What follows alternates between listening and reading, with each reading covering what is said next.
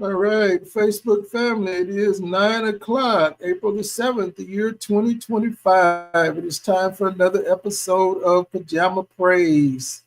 I'm excited tonight just to be here with you all. We're still celebrating 5 years of Pajama Praise. Who would have thought 5 years ago that when we went on just to play a music one night that this would turn into a ministry, and 5 years later we would still be here. But we're excited about being here. We're excited about our guest, Mr. Alfonso Scott, or Minister Alfonso Scott. He's going to be logging on with us in just a minute. He had to log out and he's logging back in. We're still working on using this StreamYard platform. If some of you guys have a better platform, let me know. But StreamYard is what we've been using for the past 5 years, and so we're still here using StreamYard. Sometimes it can be very unfriendly and uncooperative, but this is what we have for now. But we're excited about being here. I see you there, Sister Bertha Johnson. Thank you for your support.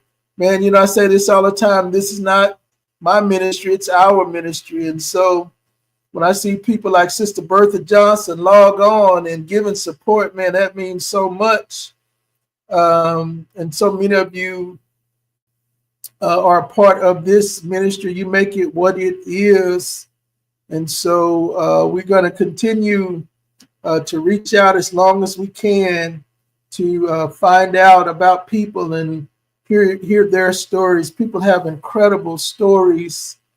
I see you there, Catrice Reed, with Loving Yourself Inside and Out Ministries. I remember the first night Catrice had her night of prayer. She was at the Bradley Center. It was around this time of the year. It was in April, as a matter of fact. It was in April, and she started her ministry in April. I'm going to say it was about, maybe about 12, 13 years ago. But she's still going strong, doing a lot of things in the community. And so we celebrate Loving Yourself Inside and Out Ministries. And so, Sister Naomi Hill, I see you there. Thank you for your continued support, Sister Naomi Hill.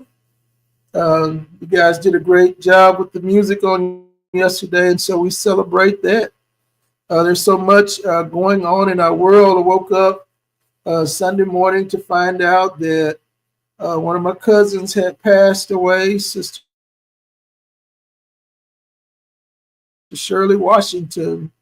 As a matter of fact, she was the matriarch of our family. I think she was the oldest living relative that we had. Sister Shirley Washington, the mother of my cousin Tammy Washington, who's a great supporter of Pajama Praise. And so we want to remember the life of Sister Shirley Washington. She was a great soul. I used to enjoy going by and talking to her. Well, we'd have some really good conversations. She'd tell me some of the family history, some of the good, the bad, and the ugly, And so, but we're going to miss Shirley. We grew up around her. We would go to their house and eat because we knew they would always have some good food. Her husband, George E. Washington, was a great cook, and Shirley could cook when she did cook. But we're going to miss our cousin, Sister Shirley. I see you there, Brother Albert Joe Reed. Thank you so much, Brother Albert Joe, for supporting us. Man, I really appreciate it that you take out your time to be here with us and share. Albert, Joe, it's about time for you to come back on. It's been several years since you've been on Pajama Praise, and we need to catch up with you to find out what you're doing, some things you've done. Dr. Shirley Knox Benton, I see you there, Dr. Shirley Knox. Man, she has an incredible book. Y'all need to get her a book. She was on with us several weeks ago and gave us some incredible history, we have great people living among us, and many times we don't appreciate them, but they have incredible history. They've done incredible things. Often no one ever asks them what they've done, and so often they don't tell what they've done. And yet, man, they've done some incredible things. Our guest, Minister Alonza Scott, is going to talk about his story tonight. We're going to interview him. He's going to tell us some things that he has done. We're going to bring him into the studio in just a minute. He's behind the scenes or behind the screen right now. We're going to bring him in just a minute. Sister Edna Jackson, I see you there. Thank you for joining us. You said you would be on with us tonight, and you are here. And so we're excited about what's going on. And so again, let's remember my cousin Tammy and the passing of her mother, Shirley Washington. And then my cousin Tammy is also going to preach her first sermon, or I say her first public sermon, because she's been preaching for over 40 years. Sunday, April the 27th at 5:30 at Greater Mount Tabor Church on the corner of Ramey and Edgewood Terrace over in the Stop 6 Eastwood area. I think that's the borderline of Stop 6 and Eastwood. She will be preaching her first public sermon on April the 27th at 5:30. And again, I want to say again, thank you all for those of you that supported me last Sunday with the 5-year surprise celebration service. Man, it was all of that. And so again, thank you. Also, on the first Sunday in June, we will have the Metroplex Hymn Fest coming up, sponsored by the Metroplex Hymnologist Lyceum. We are a group of hymnists who get together and sing hymns. We composed hymns.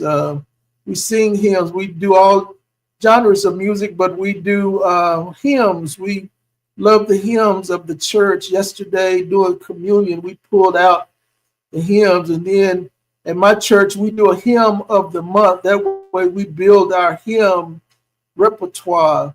Leading up to Easter, our hymns for the first and second Sunday will be Lead Me to Calvary. Lead Me to Calvary. And then on the third Sunday, we're not going to sing Lead Me to Calvary. We're going to get him up out of the grave. And so I love to sing He Lives on Easter Sunday. And so that will be our hymn for Easter Sunday. And then on the fourth Sunday, we will have our Women's Day. It will be Women's Day. And our hymn for that Sunday will be To God Be the Glory, Great Things He Has Done. So loved He the world that He gave His Son. Yes.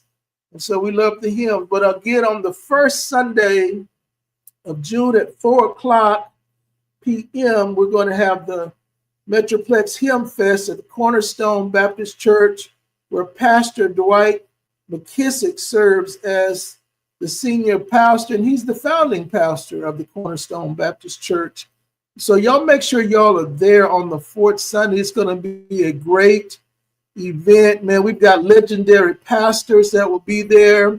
Pastor Milton Pace, Pastor Alvin Pope, Pastor Willie Stewart, Pastor Dara Blair, Dr. McKinley Jackson, pastor of the Samaria Baptist Church, will lead the panel discussion. Man, we're going to have a great panel discussion talking about the hymns of the church. And so y'all meet us there. And so again, our guest tonight is Minister Alonza Scott. He is an author. He is a pastor. He is a mentor. He is a counselor. He's many things. And so we're excited about having him. Hey, Pastor Scott, how's it going, sir? Oh, man, it's going fantastic. Just all enjoying right, the beautiful weather, and all is well. All is well. Man, thank you for being our guest tonight. This is the Pajama Praise family, man. This is a great group of people we have that we meet on Monday nights. And so we're excited about having you. Uh, about a month ago, I had visited my friend Dr. Sandra Stanley over at Opening Doors for Women in Need. Went up there and had a discussion with her, and just so happened the neighborhood patrol officer was there that day. So we had a long discussion and talk. And man, afterwards, man, I was hungry. So man, whenever I go to Como and I'm on Horn Street, man, I try to stop by Drew's. I love their baked chicken and their greens. Yes. Their baked chicken and greens and cornbread. Yeah, I like that kind of eating. And so while I was sitting there eating, getting ready to leave, saw this brother and another sister sitting there, and man, we got into a very good conversation, man, just incredible conversation. We connected, found out we knew some people. And so, man, we talked and exchanged information. And man, as I was getting ready to leave, I was in the parking lot. Minister Scott came out to my car and gave me his book. I was like, wow. And so, man, glancing over this book, I was like, man, I need to bring this brother on the show. Need to bring him on. And so here he is, and we're going to discuss him. You guys are going to get to learn who he is and learn about his book. Okay. So, Minister Scott, before we get going into the interview, will you offer us a word of prayer? Absolutely. Let us bow. Father in heaven, we thank you for this evening. We thank you for this opportunity. We ask that you would just bless all those that are tuning in, and Master, that you would have your way. We give you the honor, we give you the praise for this program and for this platform. We ask that you would just continue to bless Dr. Nixon and his ministry and the things that he has moving forward. We ask that you would just bless every listener and all those that will receive what we're going to convey tonight. We give you the praise, we give you the honor in your name. Amen. All right. And so again, we have Minister Alonza Scott. Man, I'm sorry for mispronouncing your name. Minister Alonza Scott with us tonight. And so he's going to share again his story, share some excerpts from his book, and we're just going to have a good conversation and dialogue tonight. So Minister Scott, tell us where you were born. Man, I'm from Dayton, Ohio, and man, I've been south now probably over 35 years or so. But I was born and raised in Dayton, Ohio, and then when it was time for my formal education, I went south, and I've never returned back to live. But you know, God is good. God is good. I still have family back home, and we get a chance to share. Don't get a chance to visit as much, but we do get a chance to talk and share. But I definitely enjoy my upbringing. That's right. I asked you about if you knew Dr. Charles Reese from Dayton. Yes, I do. I do know Dr. And he was from Mount Enon Baptist Church. Are you familiar with that church? I am familiar with the church, but I met him kind of disattached from the church. I met him some years ago, and he was, really doing some great work in the community. And and then, from my understanding, he went into ministry, and he's doing some great things there. Yeah, and so I know some other people. Faye Johnson. When I first started teaching in the faculty of the Gospel Music Workshop of America, so before they actually give you a class, they pair you with a instructor to mentor you. Oh, nice. And so I worked as Faye Johnson's assistant. She worked for the city of Dayton. And so for 4 years, I was her assistant, and then they sent me on my way to teach a class. Then I started teaching multiple classes. But nice. So I know some people from Dayton. And so tell us about growing up. You grew up in Dayton? Grew up in Dayton, and myself and my siblings, our parents, we all grew up there and had a good, upbringing. And came out of a single parent household, so there were obviously some challenges there. But through it all, we had a healthy relationship. I enjoyed school and connecting with my friends. I played sports, all seasons, and that was my favorite pastime. And just really enjoyed growing, and really enjoyed that time of my life. And it So prepared me. what was community life like for you? What was it like growing up in your community? Tight-knit community, and there were no strangers, so we all got along, we all enjoyed, and like I said, me and my friends, we were so involved with sports, we didn't have time for anything else. But you Mhm. know very, very healthy living, and got a chance to meet some friends for life, and grew and evolved. And it's like God definitely had his hand on of protection on me, so I thank God. So is Dayton considered part of the Midwest or the North? It's part of the Midwest. It's right in the Okay. heart of the state. We're about, 50 miles north of Cincinnati. So we're right there in the heart of the state. And, like I said, Cincinnati, Columbus, Hmm. Indianapolis, all the major cities, those major cities were less than an hour away. Hmm.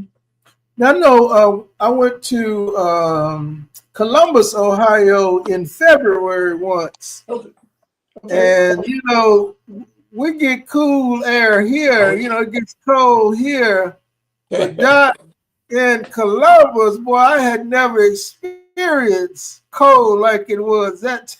Man, It was bitterly cold.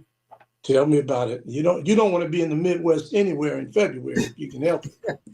Yeah, it's You, quite the challenge sometimes. you can't take our winter clothes there and think you're going to make it. It ain't going That's to right. happen.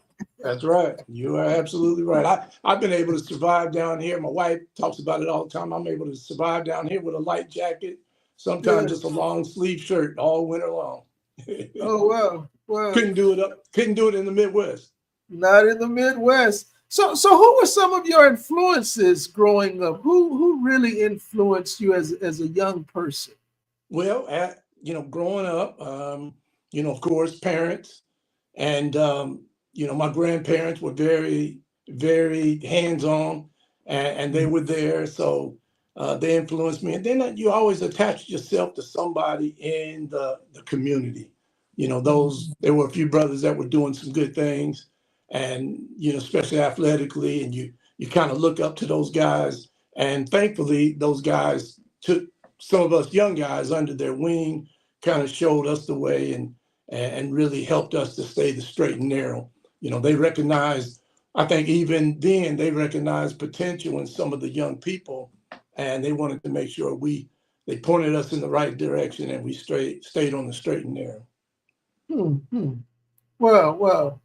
And so tell us about your time at school, starting in elementary school to high school. Elementary, again, just your friends were that was your life. I think we spent, or at least I did. I think I spent more time with my friends growing up in school than I did my own parents at home.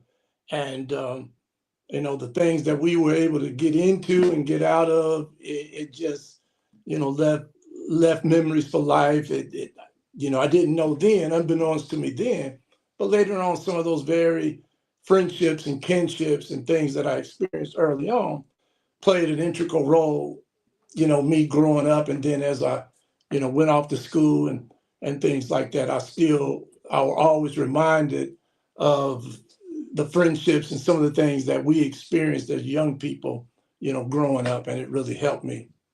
Mhm. So what activities were you involved in high school? Man, sports, Well, I'm in sorry, high I didn't mean school, high school. Let me back up. I'm in elementary school. elementary, just sports around the clock, and just playing ball with the fellas, and doing things that 9, 10, 11 year olds do. um like I said, our favorite pastime was just sports. We come in from school, throw the book bag down, and there we are, with our buddies out. Head And out. go ahead. No, I was saying head out. When you said that, boy, you triggered something.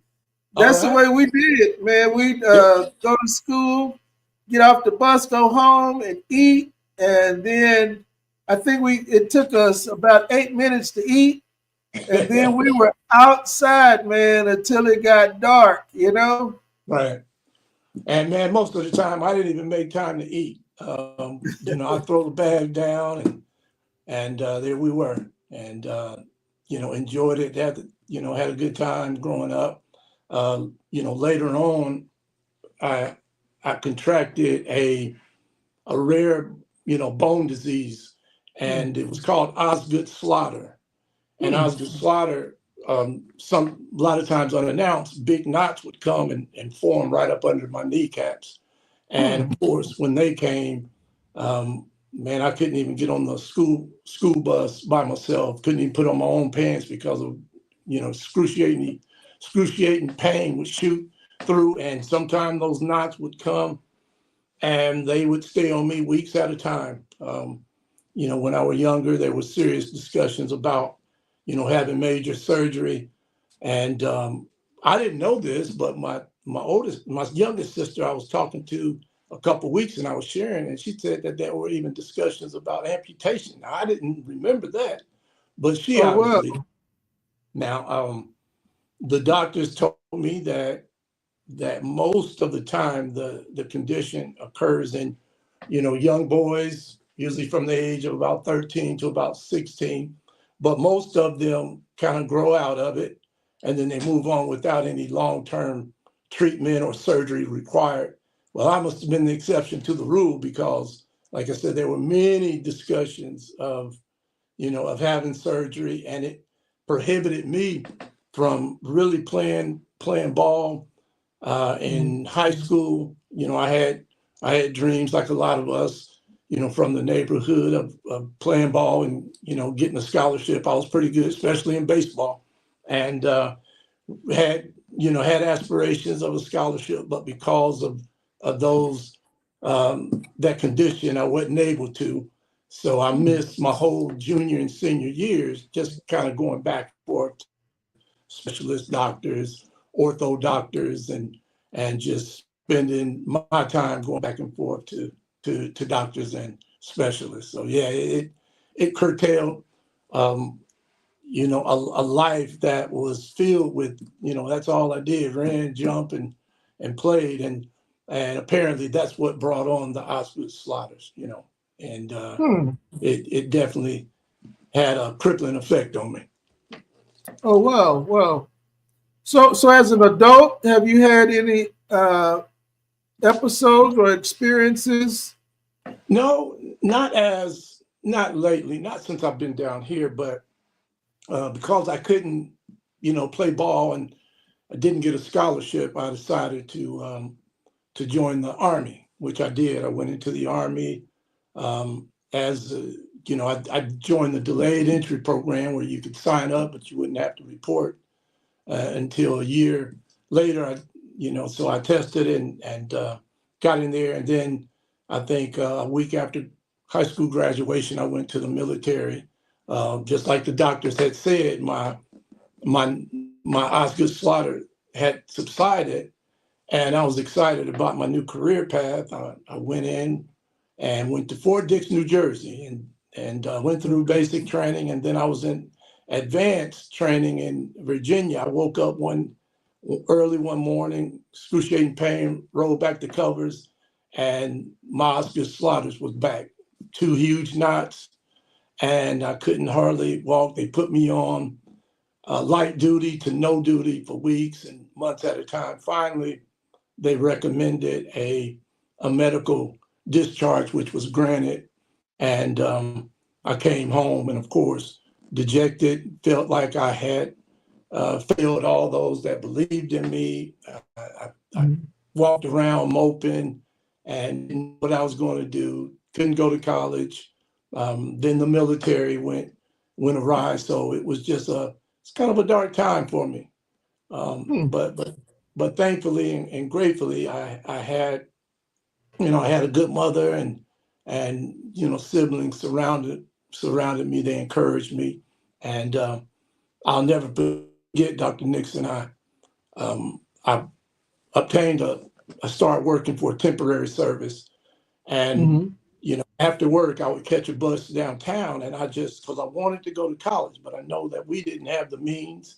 And because of the scholarship, I probably wasn't going to get a chance, but I still kept that dream alive. And I would go down, catch the bus on Saturdays and after work. And I'd go down and write and jot down schools, their addresses. And what I would do is just send letters off and telling them my story and asking them for a chance to come to their school. And man, I must have sent 50 or 60 letters out, with no response. Um, Mm-hmm. and one evening I come in from work, my mother said that I had some mail on the kitchen table. I went in, it was a big manila envelope, and it was a response that I had written asking for an opportunity to come. Opened it up, and they had stickies everywhere and things highlighted. They told me to have my mother to fill that out, get the proper documentation, and then return it with a self-addressed envelope. We did that, and 6 weeks later, I was a college freshman. Oh wow, wow, wow, Yes, wow. Oh man, yeah, what a great testimony. So not only did you have the zeal, but you put some persistence with it, yes, sir, yes, sir. And so 6 weeks later, what school were you at? Well, I was in Birmingham, Alabama, and I went to Miles College. That was the only school that responded, and that was the school that I ultimately went to and ultimately graduated from. At the time, I didn't know it. I didn't know it was a historically black, college, Mm-hmm. but didn't take me long to find out. And I tell you what, Dr. Nixon, it blessed my life. And Mm-hmm. that's really how the book came full circle, because Mm-hmm. what I were able to live through and experience, man, was special. It was, we didn't, like I said, came from humble beginnings, didn't have much, and got a chance to go. They told my mom, if you can get him here, Mm-hmm. we'll take care of him from here. And, that So, they did. so Dr. Scott, one of the things I've learned as I've gotten older, Hmm. financially maybe we didn't have a lot, but you know what, man, we had some incredible support systems.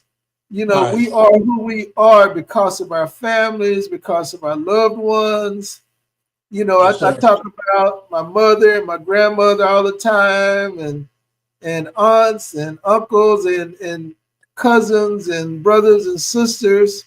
Man, I tell people all the time, nobody ever told me that I wouldn't be anything. They Right. they told me when I didn't have a clue and could not see it that I was somebody. That's right. Uh, Before I ever pursued any degree or had any type of accolades outside the home. Hmm. And so, when I asked you earlier who were some influences in your life, you talked about your grandparents, your mom, Yep. that support system. And so I think, each week as I do the show, man, I interview different people. And I Right. think the common theme is familial support, having that support from the family and friends. Uh, Absolutely. and so, often in that regard, we are wealthy. We're super wealthy. Yeah. Um, because although we don't have the money, that support, man, will drive us. And Hmm. so you were down way down south. Now Birmingham, Alabama is the deep south. Yes, sir. And Yes, so sir. you there to HBCU. What were you majoring in? Well, I majored in business, and Okay. man, I went down, didn't know a soul on campus, and coming from the Midwest to the South, you can probably imagine the culture shock. Oh yeah. And you know, I had to learn by trial and error, and things were brand new to me. Didn't have much, and that was probably a good thing in retrospect and looking back. Didn't have a car, didn't have money, so I had to kind of glue myself to that dorm room, and I did that, and I said, well, while I'm in the dorm room, I might as well crack open my book and do my assignments, and I did that. I focused, and I got off to a real good start. Ended up making the honor roll my first semester, and I was recognized as a high achieving student, and I kind of liked that because for the first time in my life, I had been, recognized for my academics, and I liked it. I had a professor took me under his wing, and I tell you what, just blessed my life. He encouraged me. He asked me just like your opening question, where are you from? And we talked, and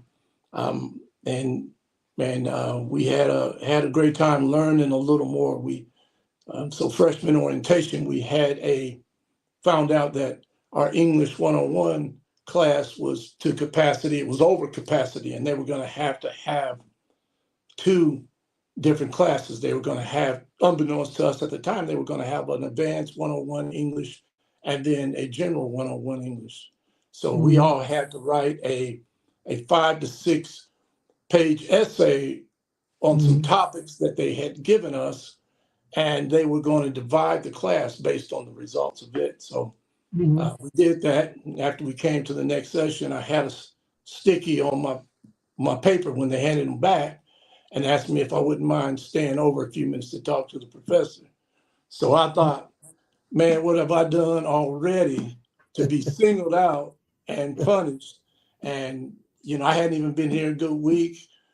And after class, he came up to me and asked me where I was from. I told him. He said, well, man, I appreciate you staying over class. And he said, the reason I asked you to stay over is because you write really well. And I said, oh? And he said, yes.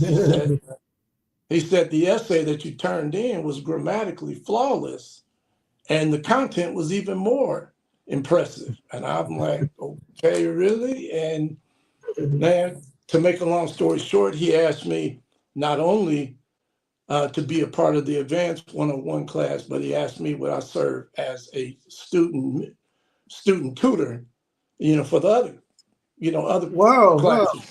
And he said, normally we don't bestow that on a freshman, but obviously you've changed that. I did that, and blessed my life, because not only did I wanted to make sure that I came in his class over prepared, I wanted to do the same for the rest of my classes. And so it allowed me to really get off to a good start. And some of those professors got behind me. They pushed me, they encouraged me. Before you knew it, scholarships after scholarships were coming in. I'd get messages to come to the financial aid office, and all I'd have to do was just sign my name and this scholarship, that scholarship. So, really, it really encouraged me early on, and it really blessed me. Well, and so at that time, had you thought about going into the ministry? How did that come about? No. That was after I graduated, and much later I had moved out to Dallas from Birmingham, was working, and then that divine call via via dreams, revelations. So what was your first job out of college? I came out here, and I worked kind of part-time early on, and my first full-time job happened to be at IBM Corporation. And why did you choose Dallas? Man, I had a distant cousin out here at the time, and her and I connected, and I didn't even remember her growing up, but my father told me that I had a relative out here. We connected, and she invited me to come out, and I came out and stayed with her, and she showed me around, acquainted me with the city, and I never left. Okay, wow. And what year was that? Oh, that was, I want to say 92, maybe 91, 92. Yeah, somewhere in there. Oh wow! So you've been here a minute. Yeah, I've been here a minute. Been And here a so minute. you went to work at IBM doing what? Well, I was network computing sales specialist, and I tell you, that's how the book kind of came about. Hope I'm not going too fast, but that's how the book kind of came about. I found myself, here at IBM working at one of the biggest and best companies in the world, and then thinking about myself and the humble beginnings and the journey I had to go on to even arrive at this point. And I was so grateful and I was so thankful. I decided to pen a letter anonymously back to my school. And it was thanking, Black colleges for really taking guys like me under their wing, instilling confidence, and So why did you do it anonymous? Why did you do it anonymous? Why did you do it anonymous? Because I didn't want it to be about me. And I know that it might not make sense. I didn't want it to be about me. I wanted it to be about the gratefulness and the appreciation for those professionals and those leaders in those schools that took a guy like me under their wing that didn't have much and poured some things into me purposely. So I just wanted to anonymously send it, in which I did.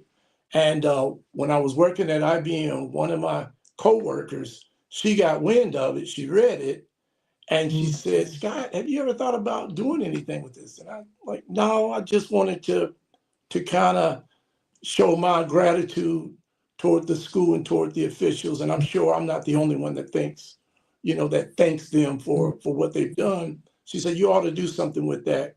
God didn't give me the vision then, but it kind of stayed with me. It kind of stayed with me. Sent it. I never, because it was anonymous, of course, I never got a response. I didn't leave a forwarding address, and don't know who got it, who read it, and what happened, from that point. But I sent it. I wrote it and I sent it, and I was glad about it. So you say you went to IBM as a network specialist? Network computing specialist, yes. So were you trained? Yes, Were you I was trained to do actually, that? yes, because not well, I was trained by IBM, but I was actually on the first e-commerce team. That's before business transactions were kind of going down online, where you could sell product. And I were on that team, and it was myself.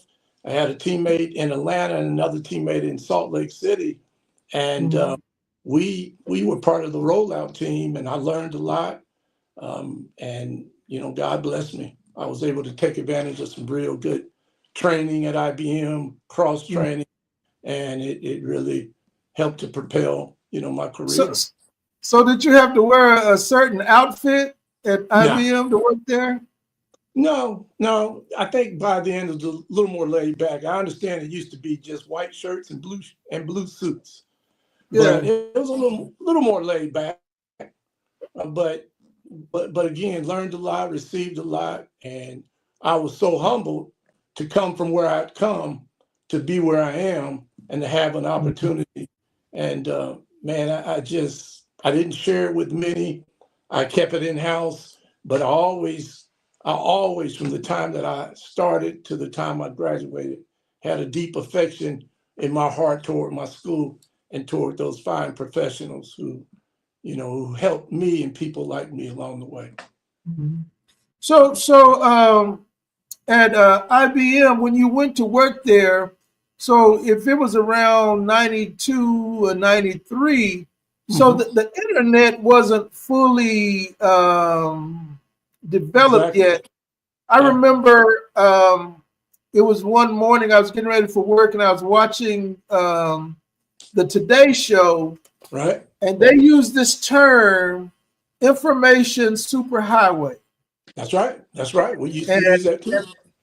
And I remember Katie Couric said, "What is that?" Okay.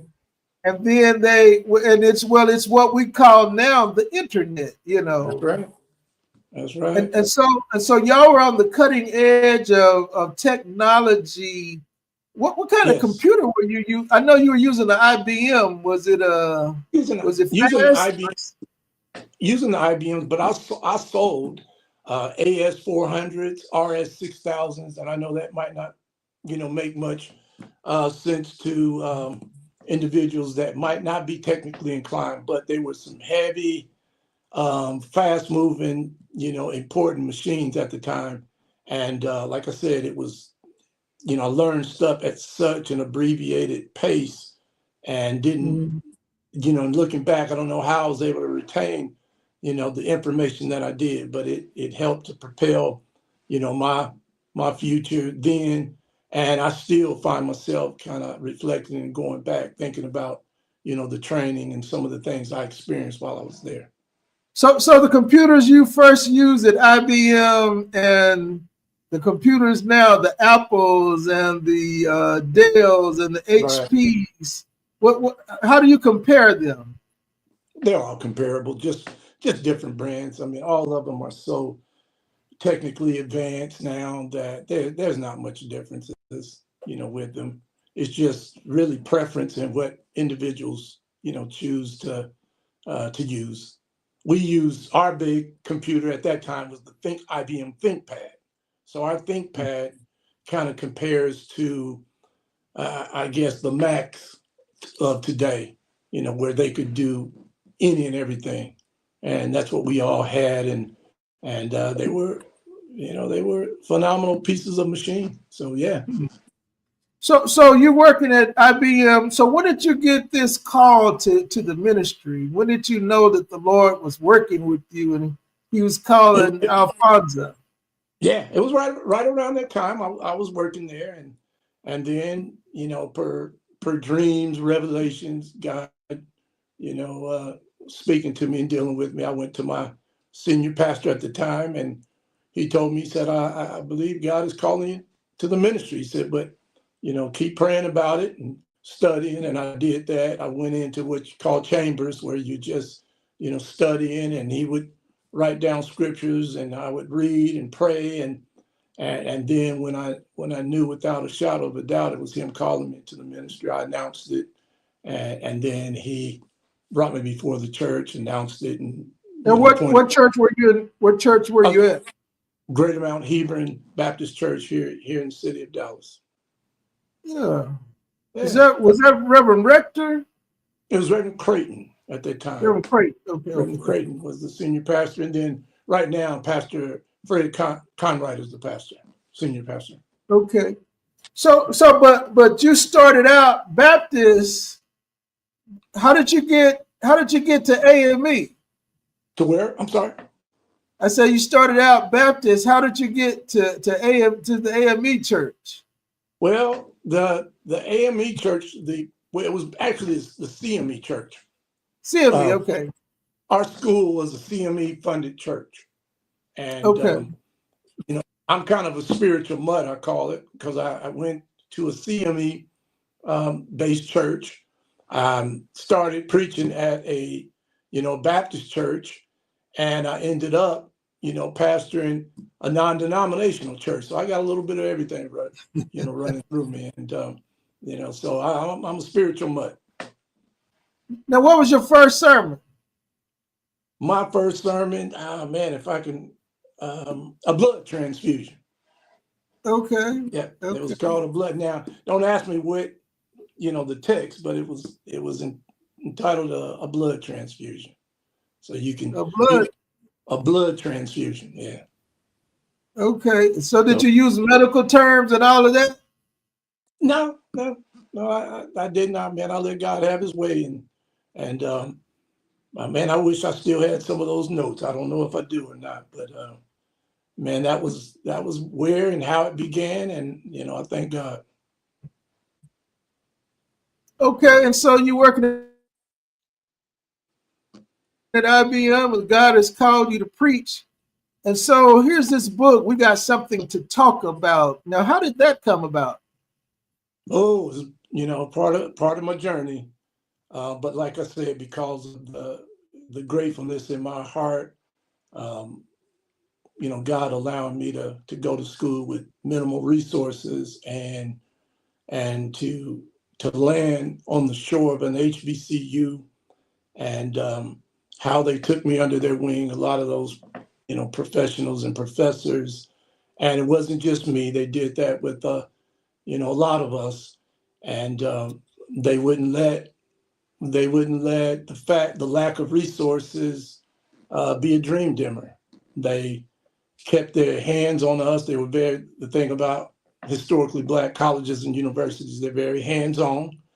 A lot of us early on, maybe we don't like it because we've heard for years that, when you go off to college, you don't have to worry about people looking over your shoulder like a parent. But I thank God we had that, because although we were in a controlled environment, I consider it to be semi-controlled, even though you were on your own, but you still had, professionals that knew us. And I really believe they knew us because Dr. Nixon, many of them were once us.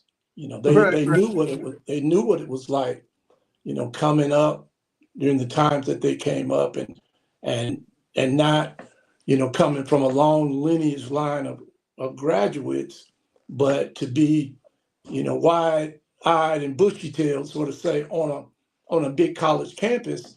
They knew that we still needed some direction. They knew that we still needed some personal instruction. They knew that we still needed some encouragement.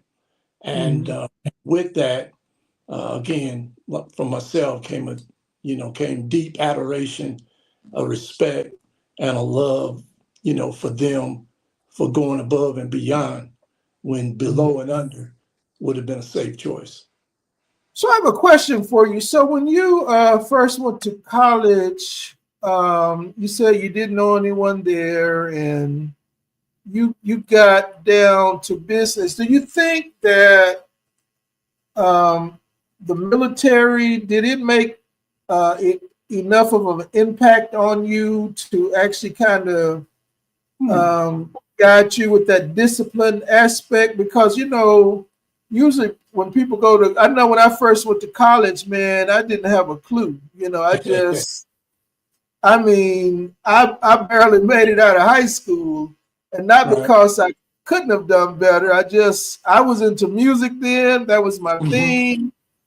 I was already playing at a church and making money, and I knew Right. that's what I wanted to do. I wanted to play. College was kind of just a thing to do, and so I was unsuccessful when I first went.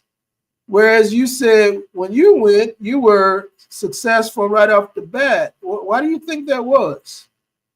Well, I don't want to discredit or minimize the military, um, but I believe it was my training from birth up, and also, my professors and my instructors at school that had seen that many times before, and they wouldn't let us use different things for excuses.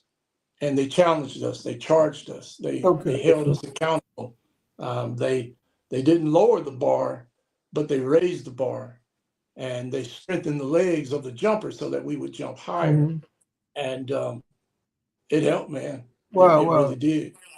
And not having a lot of deterrence and a lot of Well, so things so that, you know, looking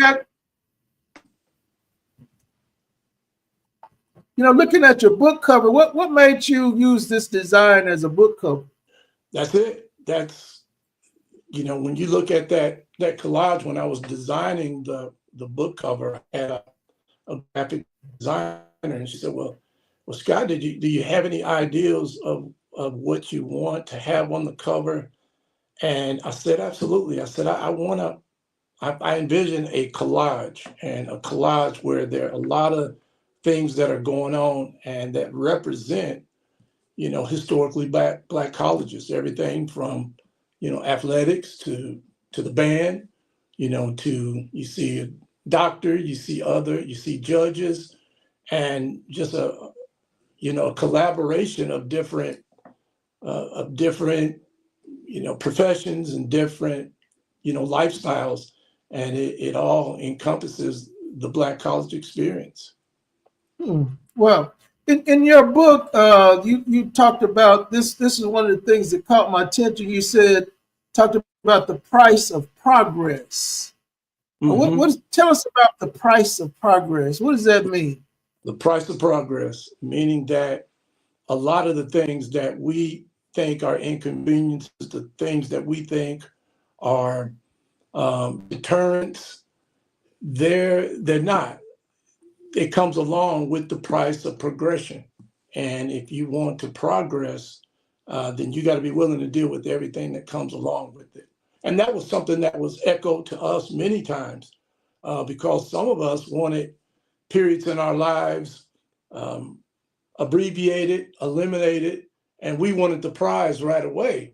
We didn't want Mm-hmm. to go through the struggle. We didn't want to go through hardship, but we were reminded often that that's the price of progress. You got to be willing to, to pay it and to give it. And it's not easy. It's not supposed to be. And I think that's why I and people like me appreciate it so much. The things that the hills that were in our way, they weren't there to destroy us, but they were there to strengthen our legs, like I said, so you can jump over um, the different things and jump over the mountain, climb the mountain, and do the things that were necessary to be successful in whatever your chosen career path was. So in your book, you interviewed individuals that attended HBCUs, and I'm assuming maybe some other colleges.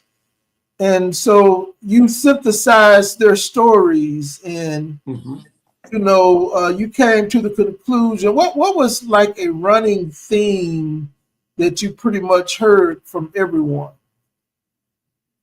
Oh, and like I said, there were definitely some similarities. I mean, there were some stark differences, but there were a lot of similarities.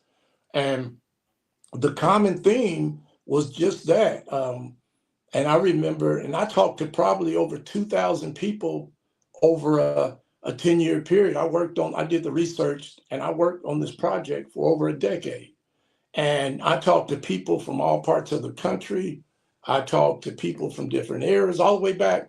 I've got testimonials in the book from the 1940s, 50s, 60s, all the way up to present day, and just fascinated by the stories. And I think the overall theme, if I had to tag it, would be deep appreciation for the visionaries that planted schools in places and at times when it wasn't easy. Mm-hmm.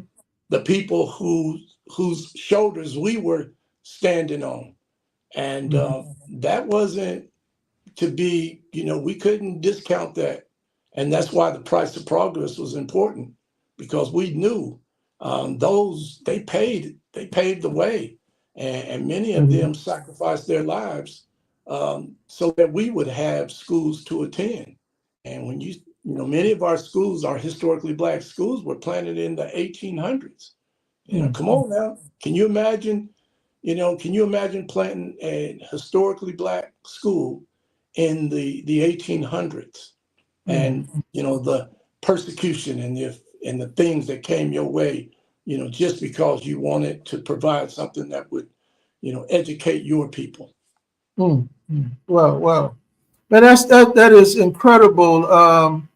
Man, I heard stories of people leaving small towns, that we would call country towns, and Yeah, their parents shipped them off to the universities, and they yeah, didn't have much, but how the university, how the social side of the university and then the academic side right, combined to create people that would go on and impact the world in generations. Let me ask you this, and I thought about this while you were talking.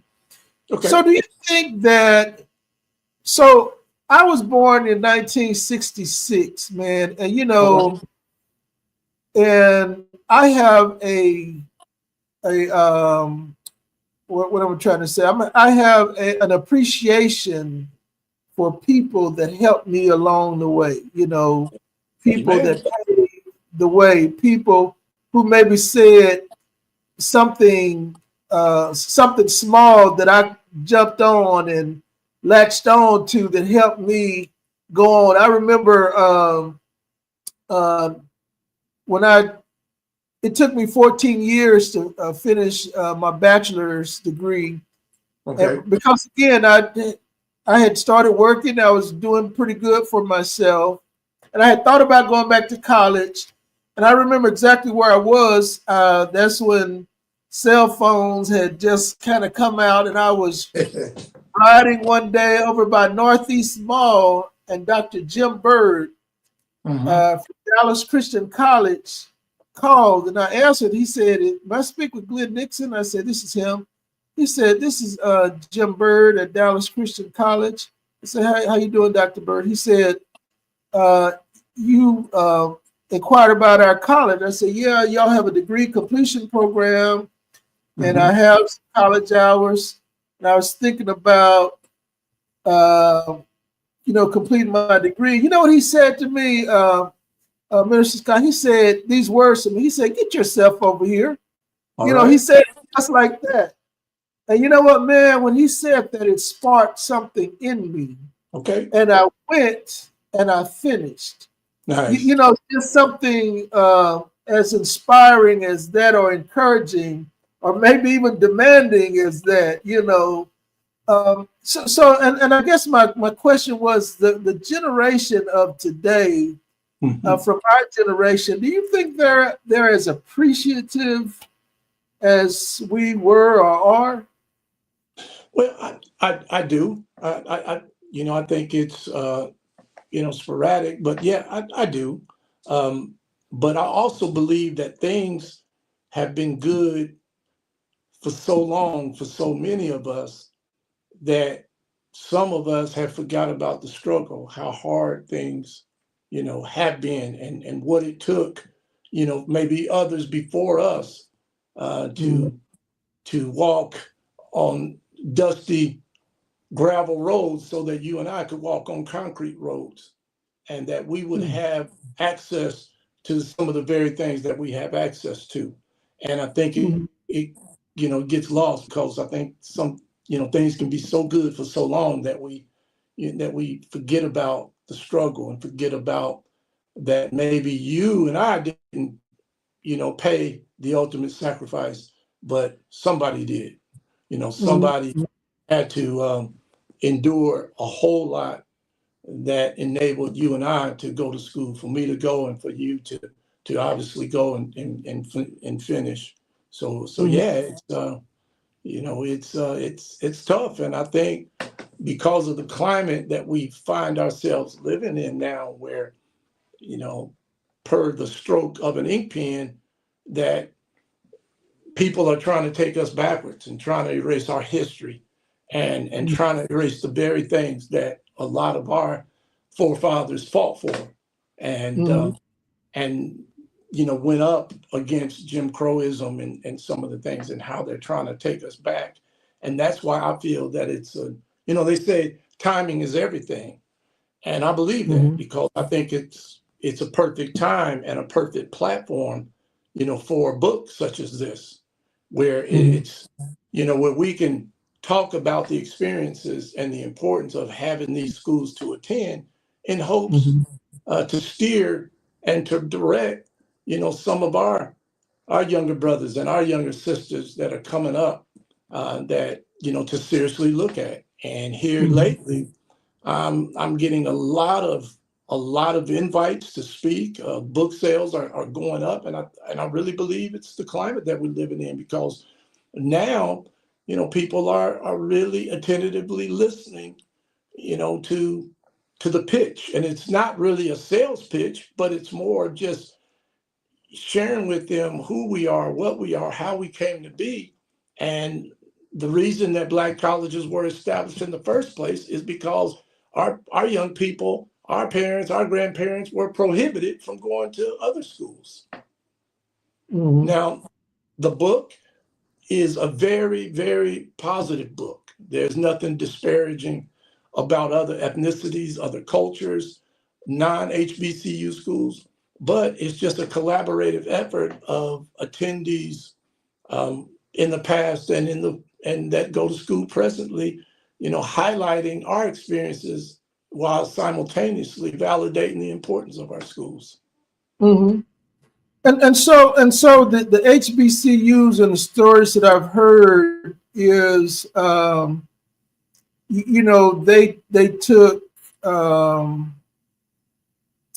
African American people or American African people. I heard that term recently. Uh, Okay. American African people, uh, and those of color, and they made it work. They made it work. The churches even were some of the first education Absolutely. institutions. Yes. I was thinking, before I went to school, school did not teach me how to read. And so I don't know how I learned how to read, but Mm-hmm. school didn't teach me how to read. You know what I'm saying? Okay. And so even now in the school district, they're saying it's a crisis because many of the children, especially African American children, can't read on grade level. And so this is one of the things, having worked in public schools and even in community programs, the children are not illiterate. Some of them struggle with reading, Mm-hmm. and one of the things we're finding out is the basics of reading, comprehension, the Okay. basics of literacy has been taken away when in fact, we maybe need to go back to the root, basic uh, learning the letters, creating words from the letters, comprehending the words, uh, creating sentences, creating paragraphs, and then stories. Now, what's your thoughts Okay. on? What are your thoughts on that? Well, like I said, things start early on, and some of the students come out of good hands-on homes where the teaching and training is right there, in the home. But then there's some other young people that come out of undesirable situations, I should say, and Mm-hmm. maybe they don't have that, and it creates a difference. But Mm-hmm. again, I think even with that, I don't think it's a I don't think it's a major problem as a whole. I think there are isolated incidents, and I think far too many times those things are blown out of proportion. Those are the ones that they interview and they talk about. But they're young people that are doing some amazing things, brother. Mm-hmm. That even copying or modeling after myself and others that had came out of humble beginnings, but they're still doing some amazing things. And to me, it's a sad indictment on us sometimes because they don't get the exposure and they don't get the coverage. It's Mm-hmm. the other. So with that, we just have to keep pounding and keep pushing. That's from an educator standpoint. And then we still, whether they're ours or they're others, we still have to have that raise a village mentality where we have to Mm-hmm. put our arms around them and we have to train them and spend the time. To me, that, looking back, the professors that I had were the ones that spent more time with us on the ground while ignoring the clocks on the wall. And that many of them weren't even paid additionally, but they took an interest in us because they Mm-hmm. had raised the mentality that raised the village mentality where we all win when we're all working together to make this thing work. So one of the things I latched on, you made a statement in your you made a statement in your sayings just now. You said exposure. You know, having worked in a public housing community for 21 years, Right. working with young people, exposure, I found that exposure is very important. Whereas sometimes we just take it lightly and say, well, you know, it may not make that big of a difference. It can't make Right. that big of a difference. But when in fact it does. I It mean, does. exposure one time, you know, to something will enlighten a young person and let them Hmm. see something different and aspire for something different. So when you talk about exposure, what do you mean exposure? Exposed to what?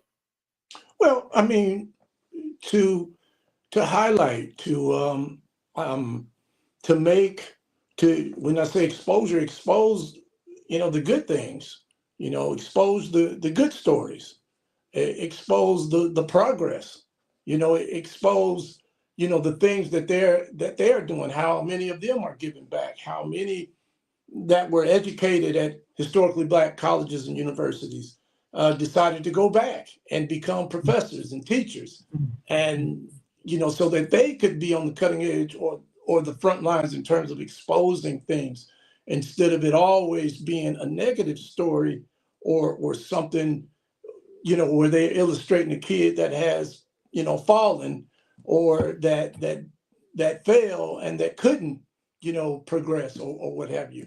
So the exposing the whole story, and when exposing the things that our people are doing, to add to the solution instead of subtracting from all the other stuff, all the other rhetoric, because Mhm, sometimes I think that's what others want us to believe, that it's a failing generation, and mhm, they don't even you don't even need to waste your time with them. You don't even need to bother them because they can't. They're not. That's not true. mhm, That's not true. mhm. So you know, Minister Scott, you know, one of the things I see, you know, as an educator, sometimes sitting in a room with children and just listening to their conversations, you know, Hmm. because sometimes they have some deep conversations. You know, they Absolutely. talk about things now that we didn't talk about as children, you know, Right. and you're sitting there wondering, well, how do these children even know this stuff? I mean, you know, and many times some of the kids, they say that they can't read. I mean, they're very articulate children speaking, you know, and yet you put them in front of a test or give them a test and they may not pass with flying colors, but sitting there having a one-on-one with them or listening to them engage with other students, you start wondering, well, how come they're not as astute academically, but Hmm. yet I mean, they're sitting here having a logical conversation, you know, that they've clearly put some thought into.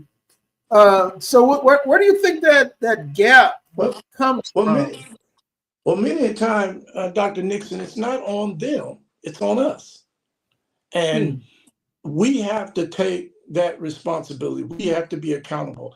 That's why you look at teachers, they're held to such a standard when their young people are taking the STAR test.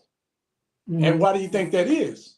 It's because we are the educators, we are the teachers, we are the trainers.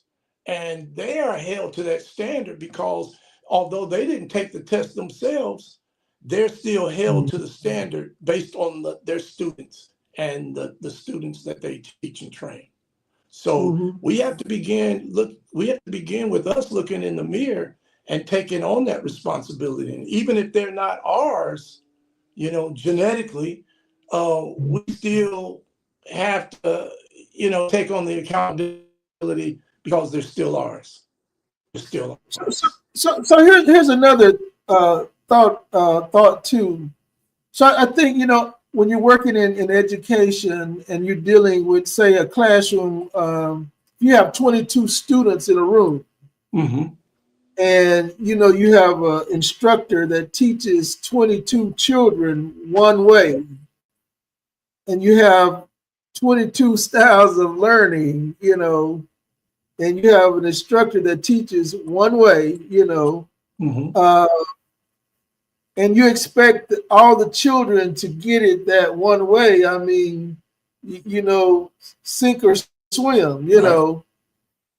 and again, the teachers are held accountable, the students are held Mm-hmm. accountable, you know, but again, you presented this information the way you understood it, the way you were taught it, and yet you have um, student A, B, C, D, and G, and they all of them heard the same thing, but Right. processed it differently. And yet, when it came down to testing them, again, they approached it the way they approached it from their thinking abilities. Right. So do you think there needs to be more variety in education? Yeah. Yeah. You have to, you have to be able to customize your teaching methods. And those teachers, they get a chance to spend that time with those young people. And most of them, if they don't, they should know how Billy responds and what he responds to versus what Tony responds to. So I have, as a teacher, as an instructor, I have to design a custom method where I can reach Tony and the other child. I forget the name that I use, but where I can reach them both. So I customize my teaching, and I think when people do that, it's very efficacious. And if even if the listeners didn't hear anything, that's exactly what our teachers and our instructors do, because they understand from whence we come. Some of us don't come from a complete home where mom and dad is there, where the discipline is instilled. Some of us, are loose wires, and when we come, but that, in my opinion, that's when the instructor has to dig deep, and they have to come up with different methods that reach their entire student base. So I have There are a those question that for you. So you completed what? Did you complete your master's at a HBCU? I didn't. I went to seminary for it, um, but I have thoughts of potentially going back and much like yourself and working on my doctorate, and Mhm. I'm seriously considering HBCUs when I decide to do it. So when you completed your master's and your bachelor's, Mhm. having gone through two different styles of institution, what were similarities and what were differences? Similarities is that they both were challenging, obviously, and they both require a great deal of discipline. But to me the differences were the interest that the predominantly Black professor took and had, and how they were very hands-on. And even though we were in a college and a university setting where you were kind of on your own, but they did it because they cared. They were concerned, and it was like I said earlier. They did it because some of them used to be them, and they knew what it was like. So therefore, they were able to push the buttons and pull the levers that provoke the best out of the kids. Mhm, And mhm. when you do that, man, it is a magical combination. Everybody wins. Everybody celebrates. So, When you so in your don't, book you talk about. Go ahead. no, go ahead. So in your book you talk about iron sharpening iron. What do you mean by that? Oh man, that I think a lot of us, and I'm just I'm going back to some of the excerpts from the individuals that in the book, and I remember one recall one, and she shared she said the reason that she didn't quit is because her classmates to the right and left of her didn't quit. Mhm. And I thought about that and I said, man, that's also real. So she was able to have her knife sharpened, by the very ones that she went to school with. And it motivated her to, to reach higher and to dig deeper and to do the things that she needed to do to be successful. Had she not had that, she admitted that she probably would have quit. She probably would have stopped, or she definitely wouldn't have done as well as she did. So that iron sharpeneth iron. They help you, and you help them. And even though it's raised by the men, by the village mentality, in many ways, it helped us big time, and it Mhm. continues to. So this is one of my final questions to you. Mhm. So, with our young people coming along now, this is a different generation. They are the computer people. They don't know about typewriters. When you walk Mhm. down the hall by the typing class, you hear the click, click, click, click, click, from 20 something typewriters. And Right. so, they're in the information age. They have information at their fingertips. Okay. Even from when you started at IBM, what y'all were doing back then was big time, but this is really big time. Mhm. As a matter of fact, I was watching something and they were saying that it was more technology in a cell phone than it was in the first flight that went to space. All right. All right. I You believe it. know. But you have this young person that's coming along and they're not really certain about what they want to do. They want to do Okay. something. College, they've thought about college, but, Right. hadn't really settled on it because, if they're hearing, well, you don't really need a degree, college ain't for everybody. What would you say to a person that's been told that, college isn't for everybody? It's a waste of money. What do you say to a person who's having those doubts and trying to find their way? You talk to them and let them know and remind them how hard life really is. And without, a formal education, it's even harder. I think that, and you know this, and I'm sure most of the listeners do, that you and I are going to be critiqued and we're going to be deemed one of two things throughout our life. And it'll determine a lot of directions and a lot of places and doors that we can go through. We're either going to be deemed educated or uneducated. And if you're uneducated, then you'll oftentimes get the scraps from the table. But if you are educated, then there will be doors of opportunities and possibilities. So the thing that you want to do, or I do every opportunity I get, is that you pour that into young people and you let them know, and you share that with them every opportunity that you get.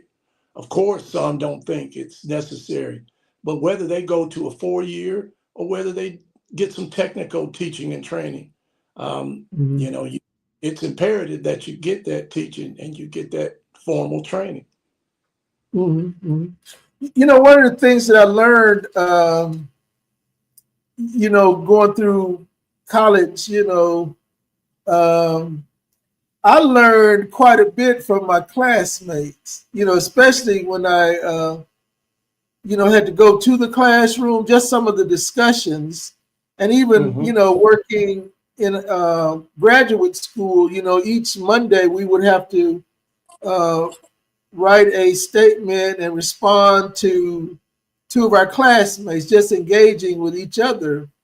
Okay. Um, I think that exposure puts you Right. in puts you at a different level. Not just going to classes and learning subject matter, but engaging with different minds. Absolutely. Engaging with different minds, hearing different perspectives. That that comes under that iron sharpeneth iron again. And Mhm. we probably learn more from one another than we do the professors that are at the top of the class, Mhm. teaching, just the things that we learn, from one another. And the thing that I love about, being in school, it was a diverse group. People were from all different parts of the country. And some parts of the country, some places were only a few hours away, but when you went there, you felt like you were in a different country just because of the different culture and the different makeup and things. Mhm. So you end up learning a lot from one another. We learned and we were drawn to one another, um, not from the things that we had in common as much as we were the differences of each other. I was fascinated by it. I was fascinated by people growing up this particular way and vice versa. And when we would go home on some of those school breaks or some of those impromptu weekends, I mean, we would learn how they grew up and how what they Mhm. experienced as young people. So yeah, but So, Mr. I Scott, wanted to man, we go ahead. go ahead. I was going to be before we go. I just wanted to read this if I can. Now Sure, sure. Go ahead. this is at the end of the book. It's page 187, which is the last page of the book. But Mhm. if I were to arrange this in chronological order, it would be the first page of the book because Okay. this is the letter that kind of spurned it all. It said, Okay. Dear Black Institution of Higher Learning, thank you for being the great educational giant you are. When I arrived here years ago with little to no idea of what I wanted to become, you took me under your wing while instilling in me the very things to become successful. You recognized something special in me when some, including me, couldn't see beyond mediocrity and weren't interested in looking too far beyond that. You, along with several dedicated professionals, would not let the lack of effort or resources become dream dimmers or prevent potential from being discovered. Thank you for seeing me. Even when pointing out my deficiencies, you didn't just dwell on them, but complimented and encouraged my abilities. Your existence is so precious and important for people like me who need what you offer. You dampen my appetite, so I now realize if I can dream it, I can be it. Never had I witnessed or experienced such dedication, and although unfairly criticized and misrepresented at times, you have always been committed to the growth and success of every student to enter and exit through your doors. As a proud graduate saturated with special memories and experiences, I depart with more than a degree. I now have the vision to see it while owning the skills and confidence to seize it. Thank you, Black colleges. That's where it began, and that Mhm. spurred the book, and I'm excited about it. Doc, things are going well, and I look forward to um, to seeing this thing really take root globally. As I you know anticipate moving forward and doing some good things with it, because I'm not looking at just a book to write a book, but you know, to be continued. We're going to be Mhm. sharing with others and really with a nation about the movement. And that movement Mhm. is to try to steer and encourage more younger people of color to consider our schools. Well, well, man, this has been great. So, how do people get your book? Well, it's someone asked me the first question that I usually get is this. They'll say, well, can I get your book on Amazon? And the answer is no. And you can get it through private platform. I don't know if you have it posted or listed the book's website. It's for if you don't, it is all lowercase and is we've got something to talk about.com. We've got something to talk about.com. No spaces, everything lowercase, and you can order the book directly from the from the website, and it'll show up at your door in 3 or 4 days. And like I said, things are going well. I'm excited about it. Got a team of people that's working with us, and just looking forward to doing some great things. Okay. Oh, man, well, this is awesome, man. This has been a great interview, man. Just dialoguing with you, man, hearing your perspectives, hearing your story, your journey. Yes, sir. I know so many people were inspired tonight. I was inspired. Oh, man, you almost inspired me to go back to school. Come on back, brother. Look, you almost inspired me to go back to school, because you know what, man, I'm a consummate learner, man, and I'm always reading because I'm curious. I'm curious, and who knows, I may go back to school. Who knows, man? You just never know. I tell people all the time. I was a former career counselor, and I would tell people, and I had read this somewhere, that the statement said, whether you do it or not, the time is going to pass by. And so you may as well do it, because the time is going to pass by anyways. And especially looking back, man, on having completed several degrees, I thought back, what if I hadn't have done it? The time would have passed anyways. But man, this has been a great interview, man. Great perspective, man. A great book, man. Just reading some of the stories. People have incredible stories, and then you were able to combine all the stories into one document, and to share them. I'm going to share this book with some of my friends that are educators. From time to time, I'm asked to come and speak to classes and to groups. And, I'm going to start taking this book. It's very inspirational, because, some people don't know they can, until they or hear about someone else who did, Right. That's right. And, there's no such thing as an insignificant young person. They, you go, they'll teach, they'll train, and they'll wrap their arms around you. And man, a lot of amazing men and women that have gone through have, they share the same sentiments that I do. Right. Well, man, one of the things I always do before we sign off, the people that take out their time to log on, and I can't always see everyone, but the names that I do see, I like to call their names. People are important, and so I acknowledge them for taking out their time to be with us. I see someone called SLim82, whoever that is. Thank you for being with us. Elanda Smith, thank you very much for being with us. She said, congratulations on the book. Brother John Jocelyn, thank you for being with us, Brother John. Taking out your time. Brother Stacy Martin. Brother Stacy, good that you were able to be with us tonight. Brother Bobby, thank you, man, for your continued support and for being with us. Sister Toy Ferguson, thank you for taking out your busy schedule to be with us tonight. Sister Julia Kathy Steptoe, one of my favorite musicians, thank you for being with us.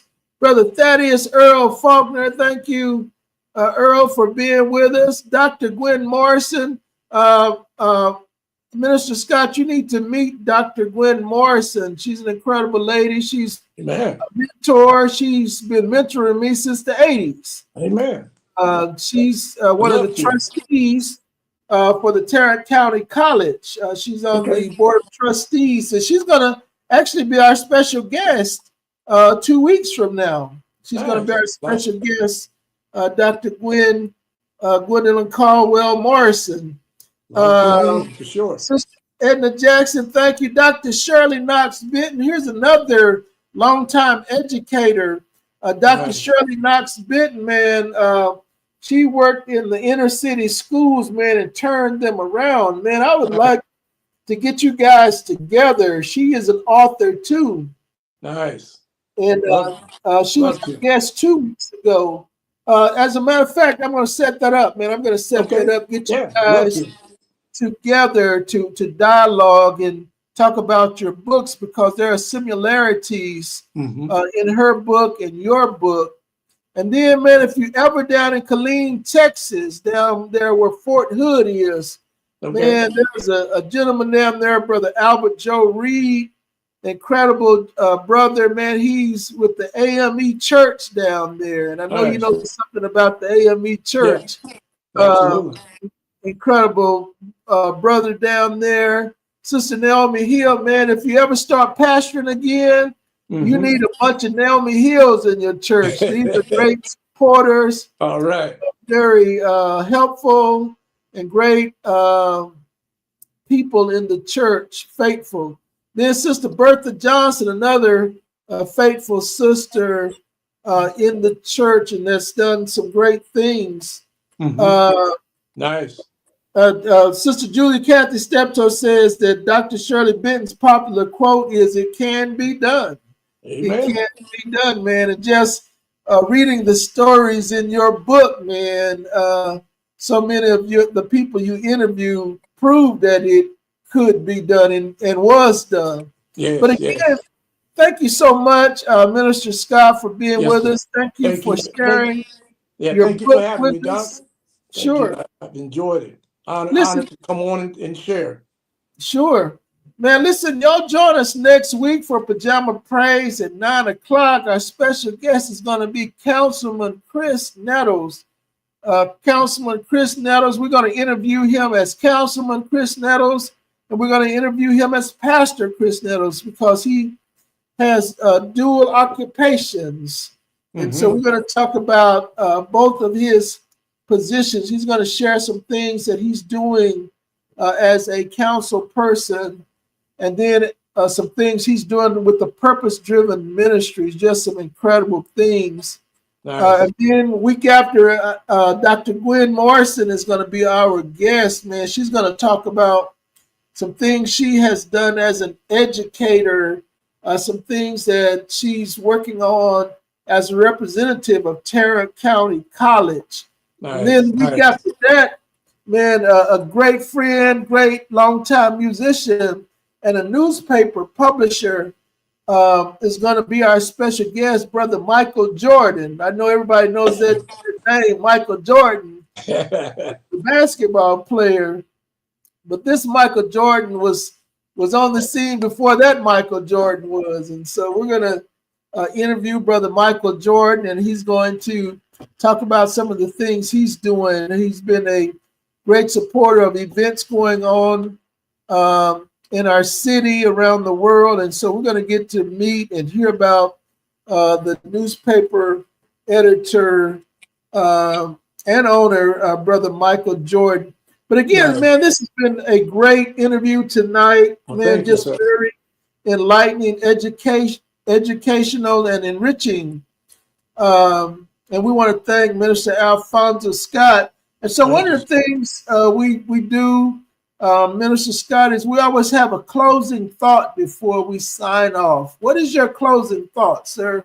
And just appreciation to you, for providing a platform like this where we can share the different things that we're doing, because it matters. It matters, and especially living in a time where a lot of our platforms are being subtracted and burned and disposed of.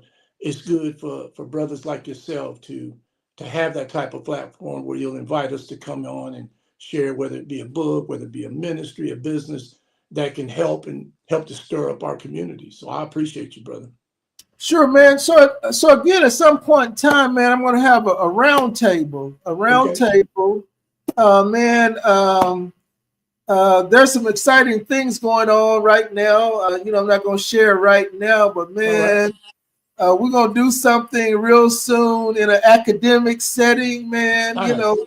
In an academic setting, and I'll share the news once everything is finalized. Because again, I want to bring you guys together. You and Dr. Shirley Benton, former school board representative, Sister Christine Moss, Man, just some great minds, and we're going to dialogue about education, man. We're going to Yeah. talk about it. You know, we're going to dissect it. We're going to put it back Yeah. together, and we're going to try to impact our community. But listen, y'all, this has been great, man. Thank you, Minister Alfonso Scott. Bless you, brother. Hey, y'all continue to pray for each other, Yes. pray for leadership.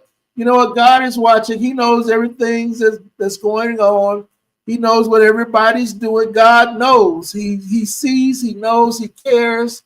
And you know what? And when he gets ready to move, he's going to move. And Absolutely. nobody can do anything about it because he is God all by himself. But again, thank y'all for joining us tonight. Y'all Yes. be safe out there. Let's continue to pray for each other. Good Amen. night. Thank you, brother. Thank you.